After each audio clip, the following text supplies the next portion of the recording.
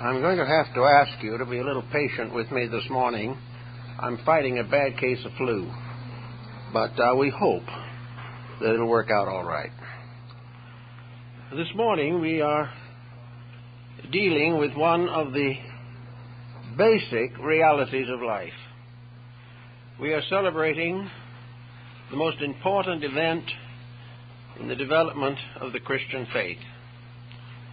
We are accepting the resurrection of Jesus Christ as a spiritual reality and as a proof of an omnipotence beyond all mortal control and directive, by which the individual can become closer in his understanding of God, life, love, and his own faith.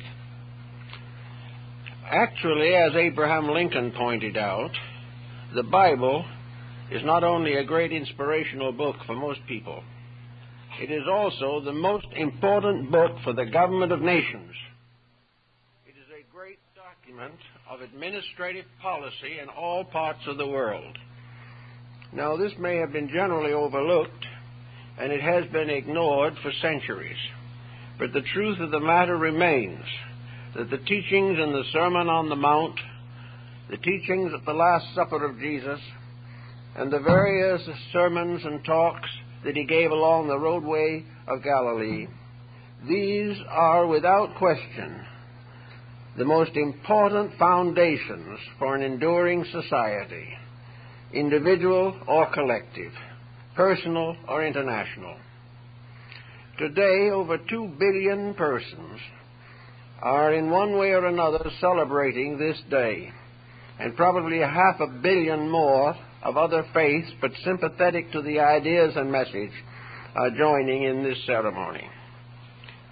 This ceremony of 2 billion dedicated persons arises from the life and teachings and labors of the man who said, "We are all brothers.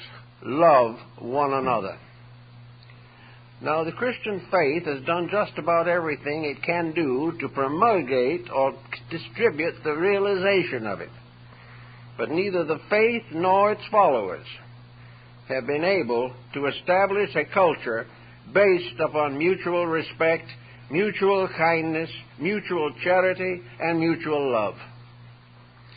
A great teaching of cooperation is overshadowed by a vast world of competition. The good of the other person is now very secondary to the advancement of our own objectives. The human being is no longer his brother's friend. He is no longer supporting those around him in principles and integrities. He is placing profits above principles, and in so doing, and by this simple act, he has broken the law of God, Christ, and man. And as a result of that, we've had 5,000 years of misery, due largely to the fact that the human being simply does not have the strength of character to keep the rules that keep the peace. Now, the only law behind this that we can really feel or understand is something within ourselves. For long times, we have been trying to find definitions for the word love. There are thousands of definitions, religious, sociological, theological, philosophical, and even scientific. We have been trying to find out what love is. But we will never find it by trying to get a definition out of a book or something of that kind. The only way that honest, simple, genuine love can be transmitted is by experience, by the absolute fact of itself. Van Dyke and the other wise man summed it up rather beautifully in the words that who names it shall never find it, but who finds it will never need to name it. Love is an experience of consciousness, an experience in the soul of man. It is something that is a great releasing power against the tyranny of personal attitudes. It is placing something bigger than yourself in the foreground of your life.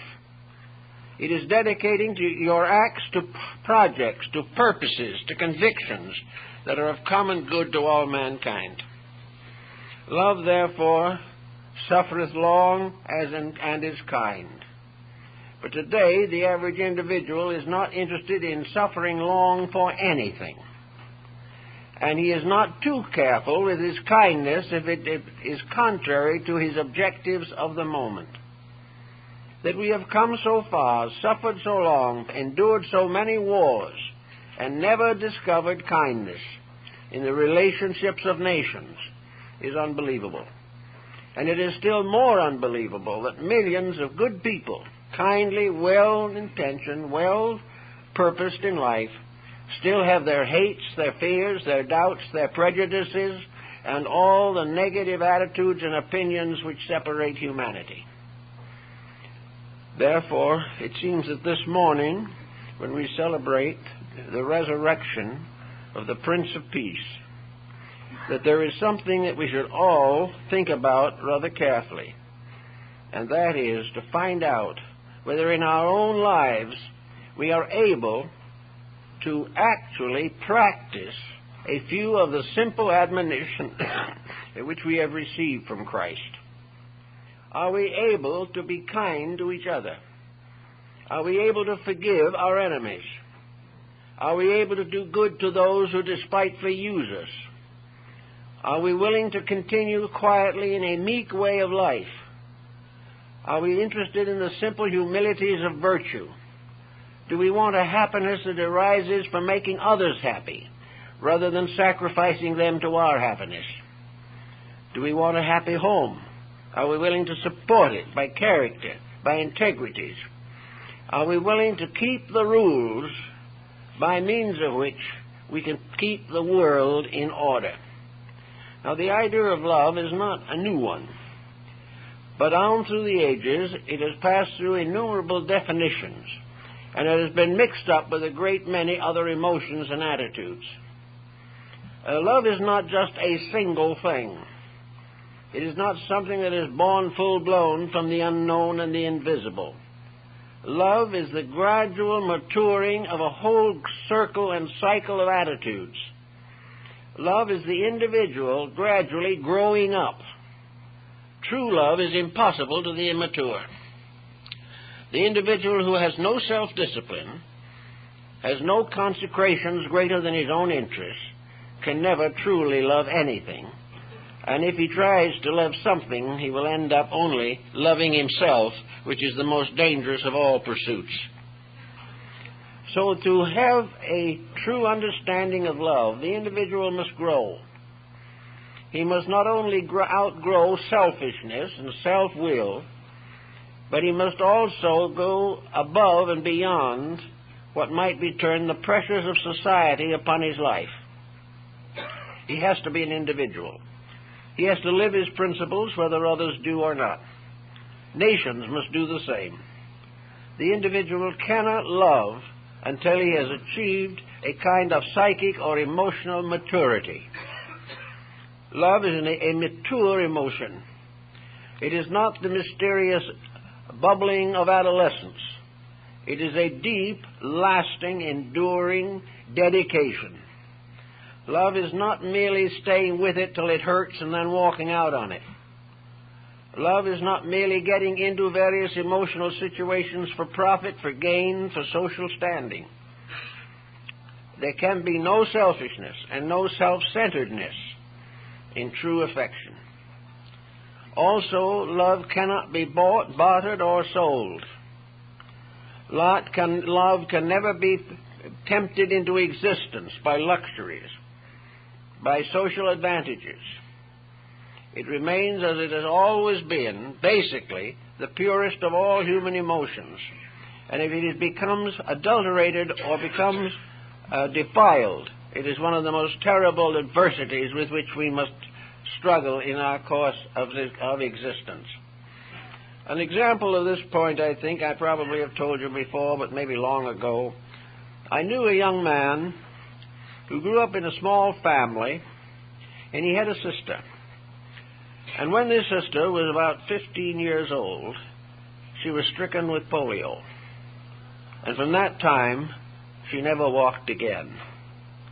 This young man made himself, so to say, her constant attendant.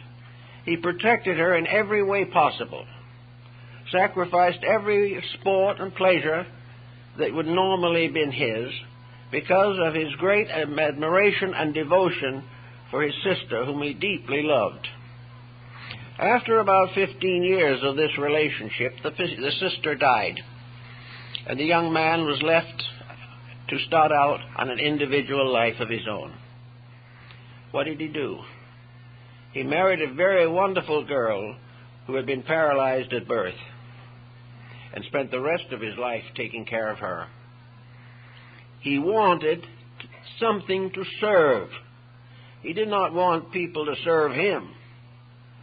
He did not necessarily want to be loved, but he wanted to love with everything that he had. He wanted to dedicate his life to making somebody happy.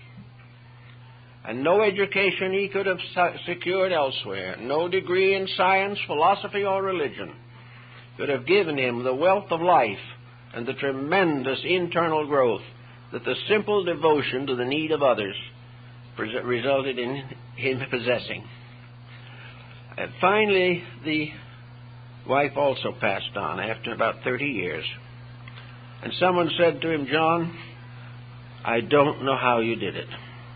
You had to get her up and down every day. You had to carry her. You had to come home from your work every noon and cook her lunch. She could do nothing. You had to watch her all night. For 30 years, it must have been a terrible strain on you." Well, he said, "It's no strain at all. I loved her." Now, this is the kind of love the world hasn't got anymore. But this is the kind of love we have to have in politics. We have to have it everywhere, or our civilization is simply going to pieces. It is necessary for the integrities in ourselves to save us.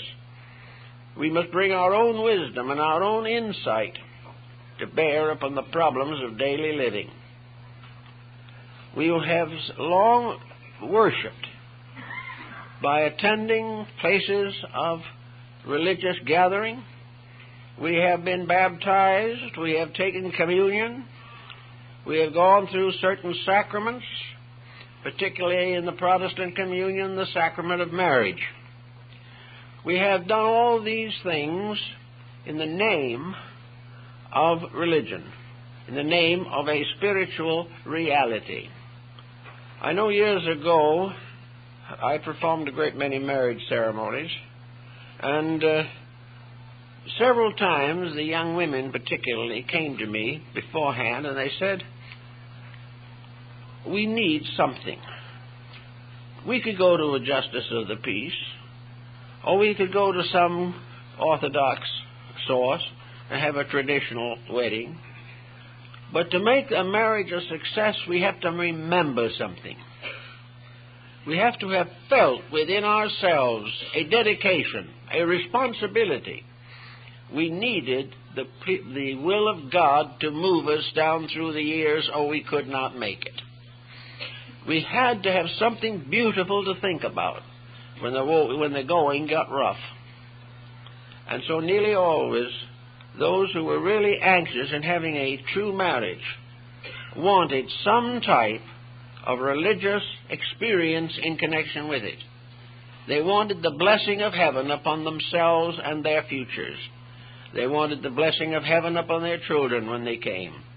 And they wanted to grow old and quiet together under a blessed attachment which had been strengthened by a moral dedication.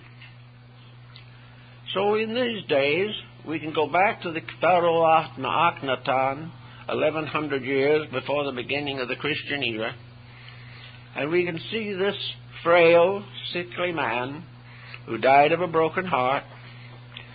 We can see him attempting to convey to Egypt the idea that humanity is a family, that everything about mankind is part of a family pattern in which all the members of the family are mutually desirous of contributing to the happiness of each other. While the pharaohs of Egypt had their stone statues along the banks of the Nile or on the arches of their great gateways, Akhenaton told them that when they pictured him, he was to be pictured with his arm around his wife, and also his children must be playing at his feet. Because, he said, I am the ruler of a people, but my people is a family. And my love for my people is simply the extension of the natural fact that love binds all things together in something stronger than any physical ties that can be made. His love destroyed him. His enemies could not understand it. And yet he remains to this day as probably the first enlightened individual recorded in history. Also, when he was holding audience at court, and the time came for his wife to speak up or to be involved in the discussions, which they usually were in Egypt, he would always refer to her, he would say to the people, "This is Nefertiti, my other self." And all through life, this peculiar tenderness marked a truly great person whom the world now begins to recognize. On the other end of the long line is Mohandas Gandhi, who has always been a kind of prophet in our thinking. On one occasion, Gandhi said, "This world will never know peace until all peoples are bound together with nothing stronger than the single silken thread of love. Love alone can do it." And today we honor one who we love and we believe we want to serve. But if we really want to serve, we do it not primarily by going to church, or primarily by the daily Bible reading, or by any of these things, or by having sacred pictures on the walls of our houses. The real service, the real message comes in mutual contact, one with the other. We have to outgrow something. Between our love principle in our souls and its expression in life is a strange personality equation, full of self-centeredness, full of false ambitions, full of prejudices and tyrannies and intemperances and intolerances. This personality, which we like to cater to forever, is not only a personality that brings tragedy to ourselves, but the compound of this personality has resulted in over 8,000 wars in the course of history. That is rather too many. And many of these wars have been fought to defend peace, but they never succeeded. We have fought also about religion and about the very brotherhood which we need so desperately. And yet, after it's all said and done, and we look around ourselves and we say, well, what can we do about it? It's truly a terrible situation. And if it continues as it is, it'll be a fatal situation. Fatal in the sense, not that the world will be destroyed or that humanity will be destroyed, but that thousands of years of consecrated effort will come to nothing if we do not take on the responsibility of mature relationships with each other. It is no longer possible to think of love merely as a physical attraction. And in spite of the literature to the contrary, in spite of the fact practically all our entertainment is based upon a frothy type of human relationships, none of this is going to do very much to protect us in time of trouble. The thing that protects us is the long-wearing virtue of integrities. Now, in order to love, you have to have the strength to do it. And strength is something that is also being generally sacrificed. We are not being strong these days. We're leaning on every support that society can produce. We can't make our own living, we can't find our own jobs, and we haven't sense enough to save a few dollars when we need them. We have no self-discipline. And therefore we are dependent upon a continuing expansion of social privileges, and the more we get for nothing, the less we're going to earn. We are not interested in taking hold of our lives, or our nations, or our world, and putting it back on its feet. And no matter how much we pay for legislators to do it, they will not do it unless they have a greater insight than ourselves. And for the most part, this is not true. So, we have to get to work and do some of these things. Sort out the things in yourself that you have mistaken as sources of comfort, pleasure, or security to you. Find out why there is a certain strange fascination in hurting other people. Try to find out why sarcasm is a comforting type of emotion, when we should be weeding it out with every moment of our effort. Why should bragging continue, intolerance, competition, the desperate search of fame, even if it means we have to tear down the reputations of other people? Why do we nurse these things? And if we do nurse them, how can we call ourselves Christians? Christianity is not a conversion to a faith and then keep on living as you did before. And to most people, a conversion by modern methods usually lasts about 1 year. I spent an afternoon with a group of elderly clergymen who had been in the missionary field long ago, and I asked one of them, I said, how do these conversions work out? See, one of them said he'd saved about 500, another one said he'd saved about 5,000. It was quite competitive, by the way, for a Christian gathering. And he said, well, I'll tell you, we used to want to go around the country, you see, and have these tent meetings and baptisms, and they came down the Sawdust Trail. I said, well, how long did it last? Well, he said, about a year. We got them converted, but if we didn't come back within a year and do it over again, they were bad backsliders after a short time. And this is the problem. Under the hysteria of the moment, under a great emotional appeal, under a very brilliant orator, the individual may be moved to some kind of a temporary improvement. But when it comes to crossing his natural interest, making him do things he really doesn't want to do, his religion gradually fades away.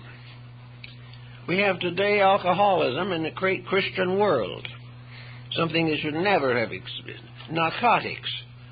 And we have narcotics very largely being manipulated and exchanged and handled by nominal Christian people. This isn't good. Why do we do these things? Because they're profitable. So little by little we have crowded our ethics out of our lives. We have taken the attitude that success is the only valuable thing, and to it we must sacrifice all else. Now there's another side to this coin also. We are sacrificing all that is best in us for a certain amount of temporal gain. We are sacrificing our divine birthright for a bowl of porridge. And when the time comes, what happens? We lie down quietly in the sod or are blown away by the wind, and all this compromise, all this subterfuge, all the happiness or unhappiness that we think we have caused, all of this fades away. There's nothing left. As it was said of John Taylor, the water poet, in our lives we write our careers on water, and they vanish. So what is the result of all the compromises? Just that we fold up and depart as we always have. But one difference. When we fold up and depart, we nearly always leave something behind us for someone else to pick up. We leave debris behind us. We leave misery. We leave tragedy.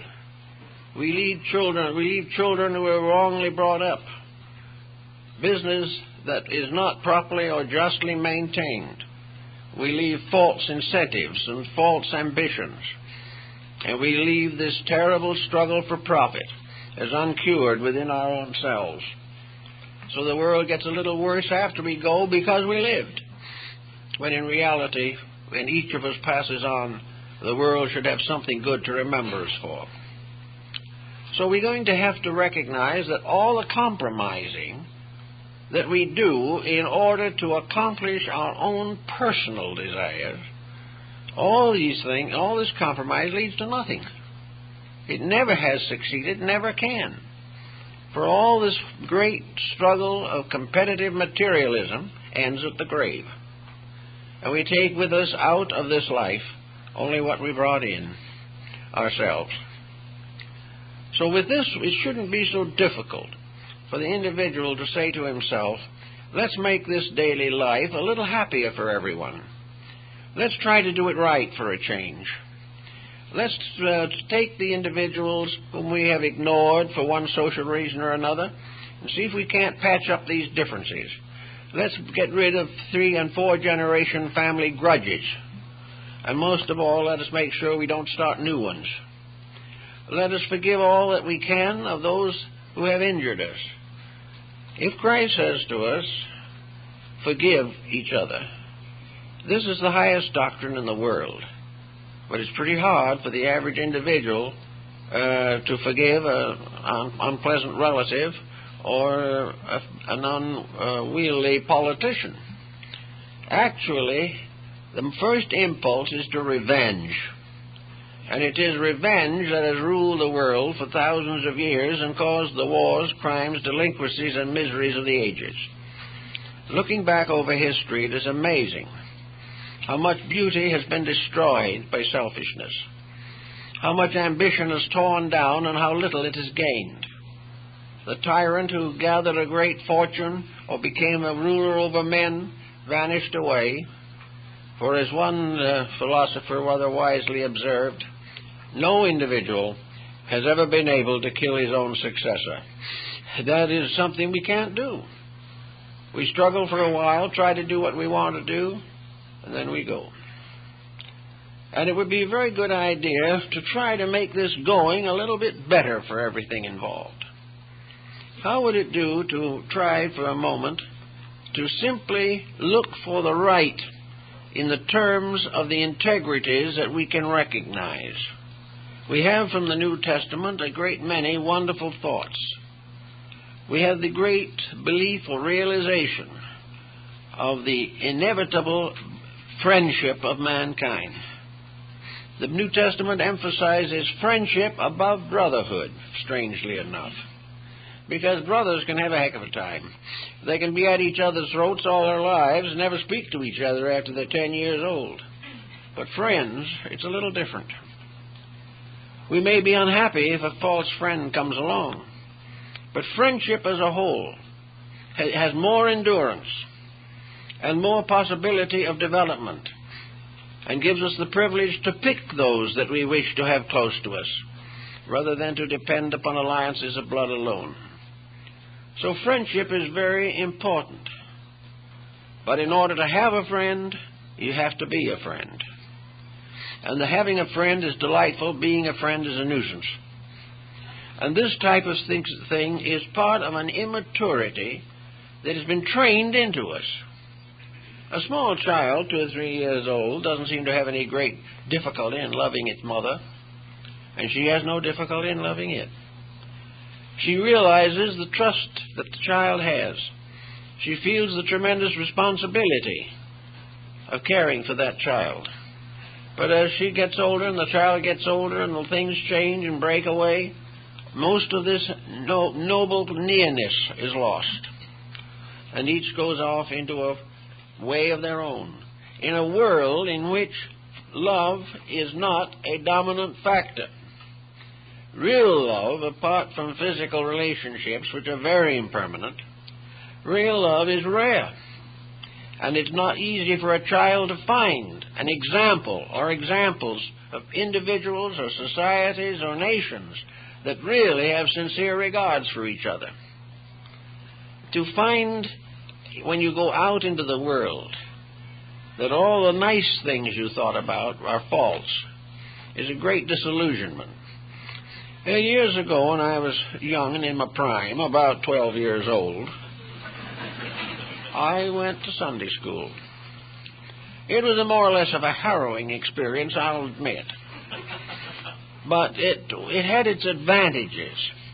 And one of the observations or occurrences was that we followed the journeys of St. Paul with red tacks on a blackboard. And we found all the places where he was shipwrecked or where anything happened to him. And we learned how he was treated here and treated there. And we found out how he preached in Athens in the Acropolis, and also how he was shipwrecked on the island of Malta. All those things were part of a fascinating discussion that was very interesting. So I listened then with more interest to the 1st and 2nd Corinthians and found out some of the things that he had to say about life. How he definitely recommended that everybody forgive their enemies, how love suffereth long and is kind, and how it is most important, and how faith, hope, and love are very vital, and the greatest of them is love. All this was very inspiring, because we were having a little family difficulties at that time, so I thought I'd go home and take the glad tidings that the relatives who have been combating each other for about 100 years would have an opportunity to understand the full implication of St. Paul's message. After I got home, I learned that they had taken on the full implication of my insubordination. And from that time on, we went on speaking terms for a long time. And the golden rule and things of that kind had no effect on the feuding relatives.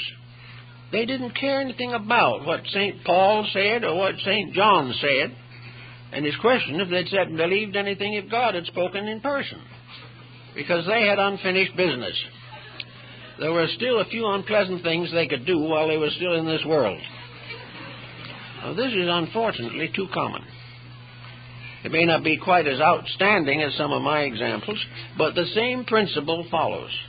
How many people who say, especially in mysticism and in the higher esoteric phases of religion, can they say that they have no prejudices? How many people can listen to a news report without castigating someone whom they know nothing about? How many people are able to daily live in harmony and in charity and accept the shortcomings of each other with a good grace? How many people, if they receive an unpleasant statement, can accept it without returning it? All these little daily things, the aggravations of life, are completely contrary to what we might call a good Christian existence. Now people will say they can't do it because they can't afford to. They cannot be right because they cannot afford to. But for the most part, the virtues that we need to cultivate for our own security do not in any way interfere with the normal relationships of life. They do not say that we cannot have friends or that we cannot pick them. They do not say that we must become paupers and go out with a begging bowl. What they tell us is that we must live according to the Christian idea. That we must live with love in our hearts, kindness in our manner and demean.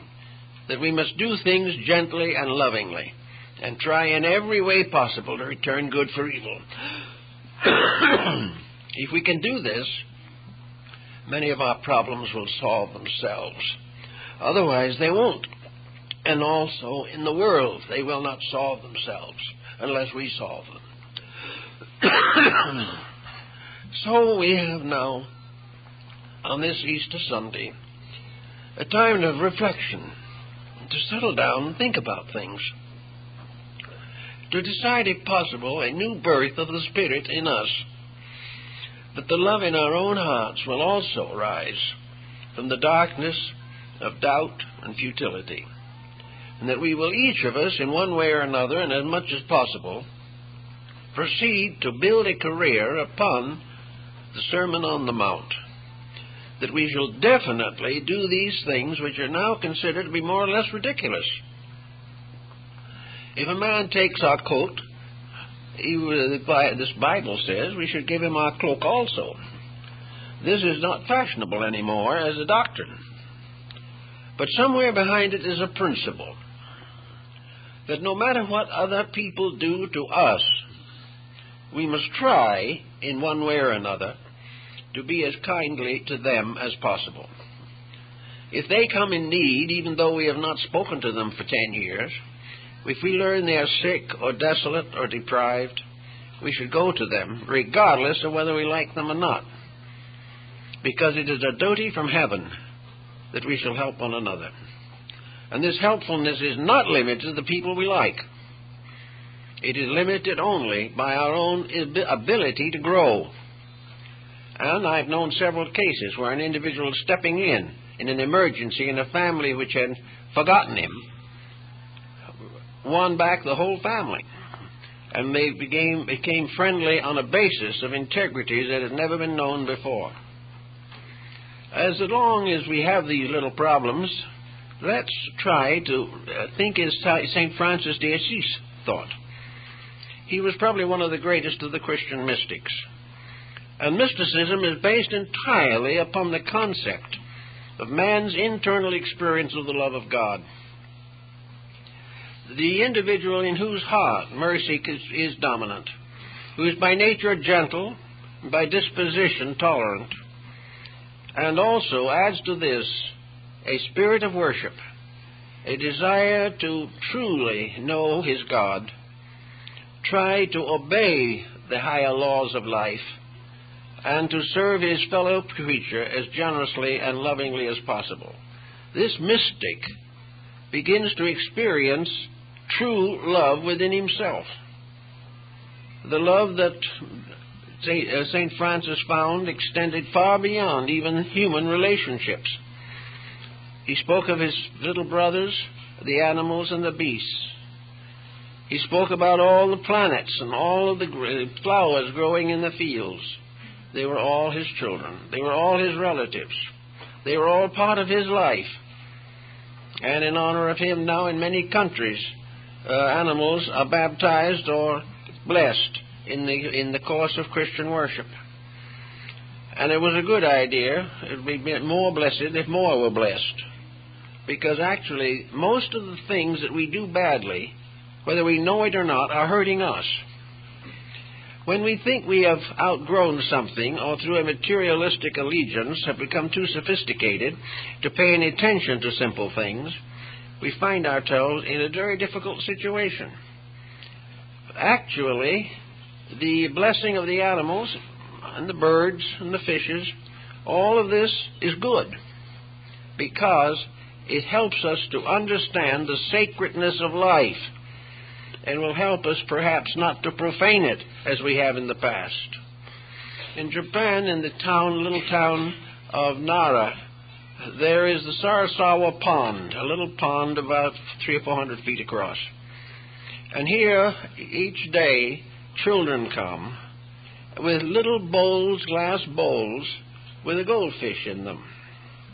And the family is there, the relatives, the grandparents, the aunts, nieces, and relations in general, and very often the temple priest, who is also very much concerned in this important undertaking. And the little toddler, who is 4 or 5 years old, has this little glass bowl in his hands, walks to the edge of the pond and dips the bowl in the water and lets the fish escape. He has therefore liberated a fish. Now, in order to liberate the fish, he had to earn the money to buy the fish. So he worked hard, and after a while, he was able to put together, maybe with friendly family help, the necessary means to buy a little fish about this long. As soon as he had it, a great sorrow came to him. Fish do not want to be in little bowls like that. Fish want to go back to the ocean from which they came, or to the water, or the streams, or the rivers. And so he couldn't be happy with the little fish, because he had made a prisoner of it. So there came the great day of resolution, and he and the family went to the side of the pond and returned the fish to the water. This was the perfect gift. This was the perfect pleasure that he had secured, not in having, but in releasing. Now, this is a practice that has been practiced in those areas for thousands of years, and it involves several other creatures. When General Grant monument in Tokyo was built a number of years ago and dedicated to General Grant, the dedication consisted of liberating birds. All the birds were set free and to honor this occasion. It was no question at all about serving them up for dinner. It was a question of releasing them back into the world to which they came. When the first American Consul General came to Japan, he demanded beef. At that time, the Japanese were vegetarian people. So it was a consternation. And, of course, everyone who had a cow or anything of that kind hid it immediately or sent it up into the mountains where it couldn't be found. But finally they got a renegade of some kind, backslider from their own beliefs, who sold them a cow. So the cow was properly slaughtered for the Consul General, and an international incident was prevented. Some years later, a monument was dedicated on the site where the cow was killed. And the beautiful statue of the cow is on top of it, stating the sorrowful circumstance that it had been martyred for the service of a barbarian. And this was what it meant. Now, these are maybe a little extreme, you know. We don't want to go too far with this.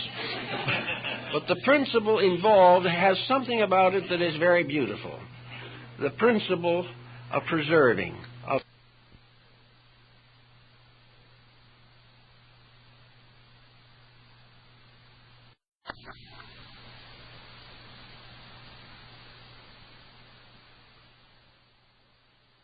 But the principle involved has something about it that is very beautiful. The principle of preserving, of taking care, of loving, of doing everything possible to protect life. In the older days, the Japanese people, when they wrote a letter or threw away some scrap paper, never threw away a piece of paper without, first of all, burying it, because it had words on it. And these words might be very important words. You just didn't throw away words. If you didn't need them, you put them away, where they would be permanently taken care of by nature. These things are sentimental in the extreme. There's no question about it. But you can be on the other side of the situation and be so unsentimental that you gradually lower the integrity of your own heart. You're not thoughtful anymore. You're not kind anymore. You're perfectly satisfied to hurt anything you feel like hurting as long as it pleases you. This is not good. I was talking not long ago with a nutritionist of considerable standing. I don't want to name anybody, but there was a prominent person. And they told me, they said, you know, that one of the greatest troubles of the American people at the present time is that they're eating far too much meat. They're going to pay for it. They're going to pay for these $5 steaks, and it's not going to be in terms of money. All of these tremendous overdoings of things, these catering to appetites at the expense of integrities, this useless waste of life that we have become adjusted to, is part of the cause of our troubles. Experiments in Scandinavia during and after World War II proved definitely that there was much more nutrition by you eating the grain the cow ate than there was to eating the meat of the cow afterwards. And the grain had none of the toxic consequences or by-consequences that we are a little worried about. So somewhere beneath doing it right, there is also a permanent good. There is a realization of value. There is a protection of health. There is a protection of life. Now, it doesn't always follow that a bad disposition shortens one's years. I know several rather aged people who have done very well by nursing their grievances, as far as years are concerned. But the day they began to nurse them, they really died anyway, because they lived for nothing but to carry on the unpleasantnesses which they had made to appear important. But actually, health is better advanced by 1st and 2nd Corinthians than by any other physical medical formula that can be set up. If you're kind, if you are gentle, if you are tolerant, if you are self-disciplined, if you think through the things you do, and give the same love to your health that you have given to some emotional pleasure, you will be better off also. Now, many people fall in love with themselves, it is said, but it's the wrong way. There is a way of doing it, however, that is constructive. One is to recognize that your body is a structure that needs tender guidance, constant care, thought, justice, integrity. It needs humor, it needs variation, it needs everything possible. And if you really want to love a body and keep it healthy, you'll treat it right. And you can gain just as much peace of mind by knowing that your body is getting the help that it needs. It's part of also the idea to live lovingly in all things, and in all things not too much, was the Platonic and Socratic statement. Now today we are looking all over the world for the answers to something. We know we're not getting there as we should, and we don't know what to do about it. I think that instead of trying to find out who is the noblest among them, leaders in all forms and walks of life should realize that whether it is in one sacred book or another sacred book, it is in all of them. Namely, that love is the answer to the solution of everything that arises from discord. If the individual can transcend self-interest, selfishness, if he will mature his own inner life, there won't be any more holy wars, which is one of the most ghastly contradictions that there is in life. There will be no longer these terrible feuds. We will not have crime rampant as it is now. If people cared for each other, had an honest affection, and were able, therefore, to turn their activities into labors of mutual benefit, there's no reason why people getting along happily together cannot have a wonderful time through these years of life. Maybe they won't be so rich, maybe they won't be so powerful, but they will have knowledge of values that otherwise they could never have. And of course you can do this without actually proclaiming anything. It's not necessary to go out and wave a flag. It is simply necessary to begin to behave yourself. And in the course of time, you will be surprised on how it counts. You will learn little bit at a time that when you are a friend, you will have friends. The people who begin to appreciate your integrity will give you an understanding which you cannot get any other way. So on this Easter morning, I think we ought to very deeply appreciate the fact that to the Christian world, Jesus Christ is the embodiment of divine love. He is the embodiment of that great good which rests forever in the heart of eternity. He bears witness to the way of life in the house of dark places. He came to set a symbol upon us that we should obey the simple instruction of virtue, that we all can know what peace is, and by becoming aware of the grandeur of it, we can help to share it. Someday we can walk out of this nation into another nation or around the world without a boundary, without papers, without spies, without espionage. These things are part of a stupidity that has afflicted mankind from the beginning. Why? Why did the human being always put the wrong foot forward? Well, one of the reasons was because he was selfish. Selfishness is perfectly willing to sacrifice almost anything else for the advancement of itself. Ambition has created more miseries than almost all other forms of law-breaking.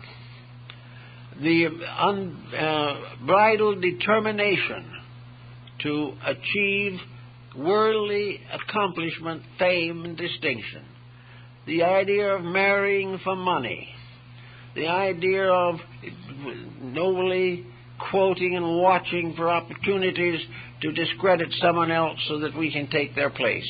All this type is foolish. The wealthy families are not happy, and today we can see by the press the miseries they're in. No one can be happy because he has broken the rules, but very few people are strong enough to keep the rules. Now there's another side also to this problem, and that is, how are we going to escape the pressures around us? A great many people have always decided the fight was too hard, so they have retired from the world. They have taken on sacred orders. They have departed into distant places. They have built hermitages on the tops of mountains. They have decided to renounce mankind because they can't live with it any longer. So they go off by themselves, and this again is a complete mistake. No individual can become more proficient in the realization of the divine plan for man. No one can become more proficient unless he is in there fighting. Fighting in a sense of living from day to day, keeping the faith, keeping the truth in the presence of adversity and animosities. Staying with it. Because it is only by staying with it that we grow. It is only then when we are tempted to do wrong that our virtues are worth anything. To run away from temptation is not to be strong, it's to be very weak. But to stay where we are, in the place where we are, and take on the job the best we can, has its rewards. Now, a person is not expected to make a complete change of everything that they are. But we can, I think, do a great deal of good every day by trying in simple ways to cultivate a few constructive attitudes and relationships. One common thing we should all think about is to try and find how to bring children and parents into closer understanding, how to find out the principles upon which mutual respect can be built. To do this may take quite a bit of thought, particularly if it has been delayed until wrong foundations are deeply laid. But anywhere around us, where there is an animosity, an antagonism, wherever there's a prejudice or conceit, we can go to work on it. We can determine to the best of our ability that we are going to become truly a religious people. For as we find in the Bible, if you love me, keep my commandments. Many people say they love God or love Christ, but they do not keep the commandments. Now, if these commandments were a bunch of superstitions, as lots of people would like to think they are, it would all be different. But no one has ever proven that the commandments as given by Jesus are superstitions. No one has ever been able to prove that the world can gain anything by breaking them. But there are many ways of proving beyond doubt that we can gain tremendously by keeping them. Whether they were devised by some mortal in ancient times, or whether they came directly from heaven, is not important. They are the basis of a conduct by which we can survive. They are the basis of relationships which are necessary to our own well-being. Therefore, they are worth thinking about. We know that we can, with effort, make changes in ourselves. So, let us think now, not of what heaven can do for us, but what we can do to advance truth in our own lives. Advance beauty and integrity. Advance common affection and regard. Know the neighbors. Know the friends. Try to understand people in trouble. And if there is spare time, nothing to do, don't waste it. Try to use it for the common good. Many people today would be far happier and wiser and better if they'd cut down the television program and donate time and energy to constructive philanthropies. This business of constantly pleasing ourselves, thoughtless of the effect of others, or by simply believing that we give $1, that takes care of everything, the gift without the giver is bare. The entire problem of life is to gradually release, in a sense, the Christ quality through ourselves. The Christ in you, the hope of glory. The Christian principles being lived by each of us in our daily life. These, when they flow from us, become virtually a second coming. These principles coming forth from us return the Christ power to the world and return to man the peace and tranquility of inner security. Therefore, it is very important to try to find some way the presence of God, to practice the presence of God, to live every day not in a smug theological way. We don't even have to think of it that way. Instead of thinking that it's going to make us theologians, let us thus say it's going to make us better parents, better husbands and wives, and better citizens of the community. We don't have to hang any theological tassels on it. All we have to say is that it's common sense, and that common sense just happens to correspond constructively with the way of God. Because after all, we are part of a universe that is run by common sense, and we are the weak spots in the link. And we have to do something to take care of this. After all, this is not making a theologian out of us simply because we're honest. It simply makes a decent human being out of us. And out of the cultivation of those gentle virtues which make possible true love, we are also keeping faith with the great principles of integrity which support our world. It is very important, therefore, that we do find out a little more about love. The Neoplatonists of Alexandria also developed a code or a creed of how to understand love. They had all kinds of love listed and tried to understand it. And they made a kind of an order out of it, a sort of a scale. And then at the top of the scale, they put love of God. This being the supreme adoration, the highest possible attitude of human consciousness toward reality. This was a tremendous upsurge of love, of veneration, of adoration to that eternal power upon which we are all dependent for our existence. The one power that is the parent of all that lives, and has always been and always will be the benevolent parent, except that we do not recognize or keep the rules of that benevolence. The second on the line of love was veneration for the saints and sages, for those who by one power or another had dedicated their lives to the instruction of their fellow men, who had unselfishly taught the very truths and principles that are essential. Some of these were persecuted, some of them were martyred, but they are the heroes of the world, the greatest of all human beings. Therefore, we have a proper reason to respect them, to admire them, to venerate them, and to consider with gratitude their presence in our world. Therefore, another factor in love is gratitude. The ungrateful lover is in a bad way. The third level, of course, was a little different type of thing, but the same thing, and that is the love that we bestow upon all kinds of things in nature. The love we have for the sky and the earth, that enables us to go out, as Lao Tzu did in China, and sit under a tree on the bank of a little river, and there commune with the infinite.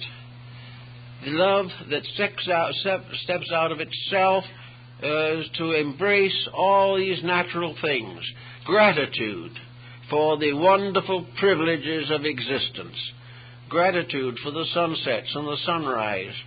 Gratitude for the fecundity of the earth, for all the benefits we enjoy. This is a gratitude which makes us always in debt to the universe to which we belong, a debt which we must pay by service, by integrity, by idealism. Now, the next level of affections dealt with more or less political subjects. The love of humanity comes first. The fact that basically, regardless of how impossible they are, we love them all. That a great love underneath. We do not excuse the spoilage, but we seek under it for those little human beings who are suffering from their own mistakes, often without knowing why, often without understanding the very destiny that they have brought upon themselves. We love them all, we want to help them, and we wish them well. The next one, of course, is one more common to us, the love of nation or race, the great tree to which we personally belong, the branch of life which is our own. We have a certain love for our own culture, our own arts, our own sciences, our own heroes. We believe in the integrity of our own peoples, and there is a certain inevitable veneration for the background of our own personal lives, so that becomes the second. The next one is the natural love for family and all that it represents. We recognize the integrity of the pattern we have set up, and we'll do everything possible to make it a success. And to make it a success, we must honestly love the members of that family and place their happiness, security, and well-being above the gratification of our own appetites. We can never do anything for our own benefit that is hurtful to another if we love them. If we can perform the hurtful act, it is because we do not love. Then there is also the love of other kingdoms in nature, of birds and beasts and flowers. There is love of beauty, love of virtue, love of integrity, love of all the different levels of human achievement. There's love of music, the love of the dance. Every constructive expression of human attitudes or attitudes can be interpreted as causes of joy, causes of happiness, expressions which we can interpret in terms of love. So gradually must come to the final decision that love must finally love the beautiful. Up to a certain point, it may not appear that way, but the love will leave nothing incomplete. It must carry on and make everything beautiful, everything filled with goodness. Love takes the imperfect and inspires it to greater perfections, but never by means of positive or intolerant indoctrinations. The actual fact is, as the poets have found long ago, that there is no real need, really, for a special education in selecting objects for devotion. The only thing is to relax away from what is not right. You can sit quietly by the side of a mountain or stream, and you can, in that quietude, reconstruct the universe. You can restore your own relationships with it. You can become aware of the transcendent beauty of life as life. All of the false things can fall away. And in quietude and silence, you can learn to recognize the infinite benediction and blessedness of the divine plan. Also in the quietude of your own home, in the silence and sympathies of the day, you can quietly contemplate the labors of love. You can realize how as gradually you can transmute the antagonisms that you've nursed through the years. You can love again things that you have forgotten or have renounced because of your own misunderstandings. So out of it all comes the Christian story. The story of love that was made flesh and dwelt among us. And we knew it not. And we persecuted it. And we allowed it to perish rather than to take over our lives and give us a share of life everlasting. Today we are again persecuting it. We are again failing. This time not really because we can't do better, but because the pressures of diversified privileges make it a little easier to be thoughtless of others and seek our own advantage. As we do this, however, the momentum of disaster builds up. We are in more and more trouble every day, and we do not know why we are in this trouble. We only know that the crime record is way up. We only know that delinquency is more prevalent, that alcoholism is becoming a greater curse, that drug addiction is also on the gain among human beings. And most of those who are involved either as sufferers or distributors of death have read the Bible or know about it. They know the Christian virtues. They know what the word honesty means. But for some unknown reason, they don't practice what they claim to accept. Why then should we not realize that unless the individual begins to work for a cause that is worthwhile, that he cannot make much of a contribution to life as it is? It is not possible for the average individual to turn around and change the course of politics or to get rid of the different difficulties in cultural strata. But each of us can do a little job right at home. Each of us can finally decide that we will have peace in our intimate circles of acquaintances, that we will live together in peace, not because it is a great effort, not because we're going to frustrate our every instinct and become hopeless neurotics because we try to be peaceful, but because peace is the natural state of the human soul. Peace within the individual is the secret of security in the outer part of him. If his inner life is deformed by all kinds of antagonisms, antipathies, and appetites, he cannot be well, he cannot be happy, he cannot think clearly, he cannot do a good day's work, and he can't keep a job. All of these things work together to the simple recognition that blessed are the meek, for they shall inherit the earth.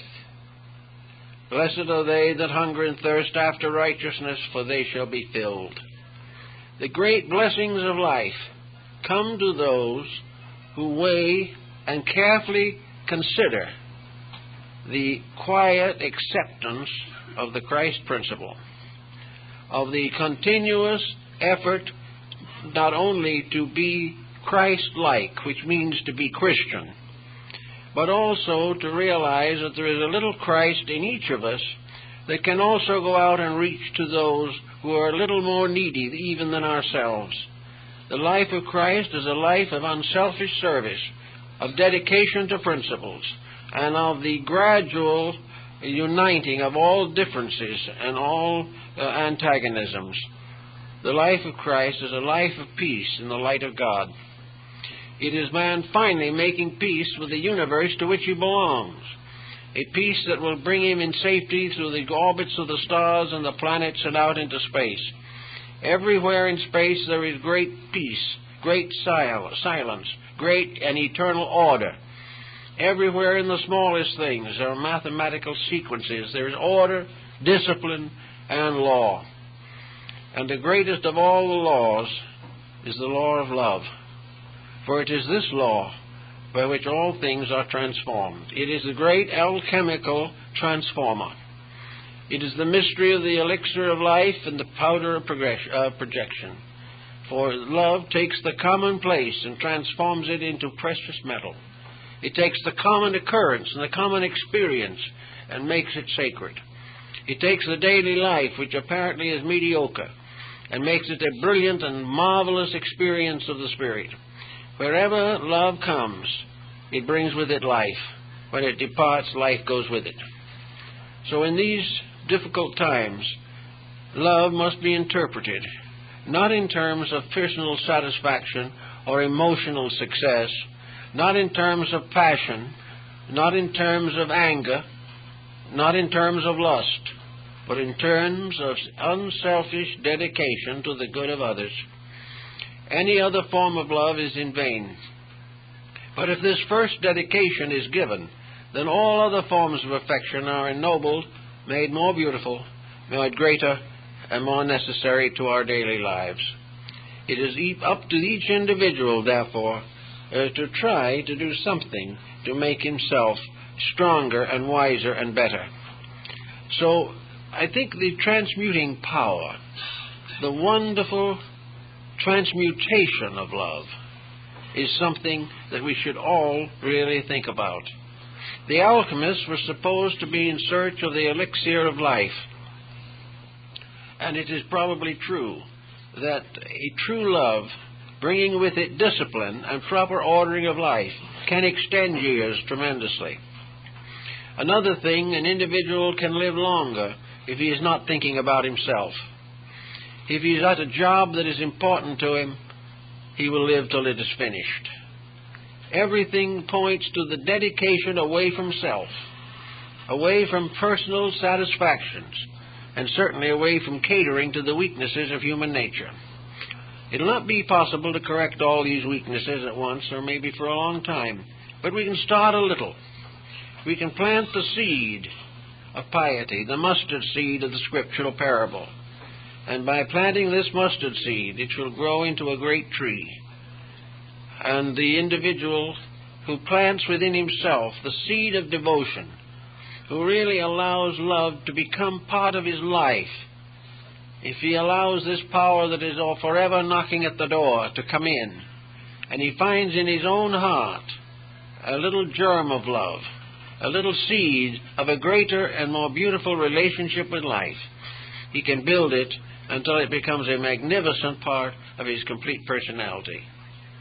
Also, there is every reason to assume, from what we know, that he can take this with him, that when he goes into the other life beyond, the love that he has here will continue to lead and guide him. For the person who loves God, loves nature, loves his fellow man, loves his world, and respects himself, there is very little problem of purgatory or any other unpleasant post-worldly condition. If the person has lived a comparatively constructive life and has done the best they could to make his life useful rather than so-called successful in terms of wealth, if he is living the principles, he can face the future with just as much peace of heart and soul. For the love that he has used in this world will go to with him, and as Walt Whitman tells us in one of his poems, that actually love loves death, and by so doing it has a victory over it forever. That death itself can be loved because of the tremendous opportunities it confers, but most people only fear it. So everywhere the virtue is important. Your Indian mystics and sages also were very much indebted to the love principle for their wisdom. They used it largely in their meditative and contemplative exercises. One of the things that they did was to try to create the transcendent being within themselves. Knowing what they are and what they do in daily life, they chose to meditate upon the fact that within themselves is another being, a being which they can visualize, that they can create by visualization, that they can actually put together by their own thoughts and their own dedications. They can visualize inwardly a beautiful transcendent being which is themselves. That this transcendent being is godlike in all its parts, because it is God. That this transcendent being lives only to do good, to achieve all that is possible for the good of mankind. And that the message of this transcendent being is, don't think about yourself. Don't try to be good. Don't try to be wise. Rather, try to love and to serve and to be grateful. And gradually the transcendent being takes over, and the individual finds that this soul power within himself, which is now locked within him, can become the ruler of his life. And when soul takes victory over matter, that you have the beginning of immortality. All the good works of man have to be blessed by the simple fact that man has kept faith, that he has kept the principles of religion, that he has used them in daily construction of worldly problems, the daily interpretation of the commonplace, but in so doing has continued to build within himself the over-self, that is mysterious and wonderful power, which is the power of soul over body. This type of realization is really the height of Christianity. It was the attitude of the early Christian mystics. And there were mystics and mystery schools and systems in Christianity that are very little understood. But in all of them, all Christianity in its beginnings was consummated by the personal experience of Christ. The believer had to achieve that calmness, that quietude, that peace, that true spirit of reverence, that wonderful acceptance of the divine will. And that became the basis of the mystical experience. And the mystical experience was the only definition of love that we have ever been able to formulate that had much meaning. It was the mere fact that the individual suddenly felt himself picked up into a marvelous union in which he became again like the small babe who was perfectly happy, perfectly confident, at peace, and completely strong, held in the arms of its mother. That there was no arbitrary motives, no ulterior thoughts. The little child reached out its hands in pure and simple love, with a strange feeling, intuitive, that this love would be returned. And this is what mysticism really was. It was the child heart in man reaching out to the eternal parent with complete certainty that that parent can never fail. This is the type of thing that we call childlike, but it is probably far more mature than anything we know. And at this time, we all need to find some source of good. And the source of good can be a dedication. It can be a determination to come a little nearer to the mystery of love by weeding out, one by one, attitudes that are not loving, attitudes that are not kind, attitudes that are not beautiful. If we can do these things, we not only fulfill our destiny, but we are Christians. And until this happens, we are somewhere on the outside looking through the bars at something that we have forbidden ourselves the right to experience. So on this occasion of Easter, as a part of our divine year, so to say, we have a new birth of the Spirit in ourselves. We have the resurrection and the proof, the eternal proof, that there is in man the power to redeem him. And that power to redeem man in man is God. And that this power is in all of us. And when we are tired of being sick, tired of being miserable, tired of being cruel, we have always the perfect right to express through ourselves the healing grace of God. We can be agents of the release of the divine through our own natures. This is something we should all work toward. We won't all make it right away, but we can all try. And the first effort will be just a little more peace, a little better understanding, more friendship, less worry, less fear, and most of all, a greater sense of belonging to a divine plan by which we were fashioned, by which we will be perfected, and that we are beginning to walk along the road that leads back to the divinity from which we came. If we keep these thoughts in mind, we will not only be good Christians, and better Christians at least, but also we will be better people, just better human beings, better able to solve the very pressing material problems of existence. For the victory of spirit over matter is the victory of solution over problem. And the victory of soul over body is the victory of truth over error. These things can be worked for, and if we work with them carefully, we will be well rewarded. In the meantime, have a happy Easter. I'd like to announce at this time that we will have a memorial service at 1 o'clock here in the auditorium for a friend of the Society whom we have all known for a great many years, and the husband of Mrs. Thomas, who is a librarian and whose husband passed on recently. So we'll have a little memorial service at 1 o'clock, and you're all invited if you wish to attend. Thank you very much.